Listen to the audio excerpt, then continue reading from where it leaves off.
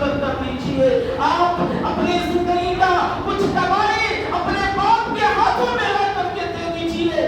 آپ کے باپ کے دل سے جو دعا آپ کے لیے نکلے گا یقیناً آپ ان کے بیٹا فرعون حضرت نوح پر ایمان نہیں لایا لیکن حضرت نوح علیہ السلام نے دیکھا کہ میرا بیٹا فرعون جو شراب کے اچھلے کھا رہا ہے ڈوب رہا ہے حضرت نوح کو بچانے کا وعدہ کیا تھا. اے اللہ یہ میرے بیٹے فرعون کو تو بچا لے. اللہ رب العالمین نے کہا یا نوح نہیں لایا تجھ پر ایمان نہیں لایا اسی لیے یہ میرے اہل میں سے نہیں ہے.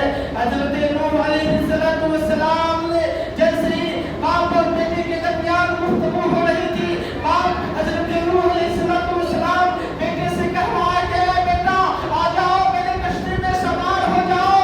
آج وہی لوگ بچیں گے جو اس کشتی میں سوار ہو جائیں گے. حضرت فرعون کہنے لگا اے ابا جان ہم تو ابھی پہاڑ کے ایک چوٹی پر ہیں اگر زیادہ سیلاب آئے تو ہم پہاڑ کے دوسرے چوٹی پر چڑھ جائیں گے. یہاں پانی دور دور تک نہیں آئے گا. یہی باتیں باپ اور بیٹے کے درمیان ہوئی رہی تھی.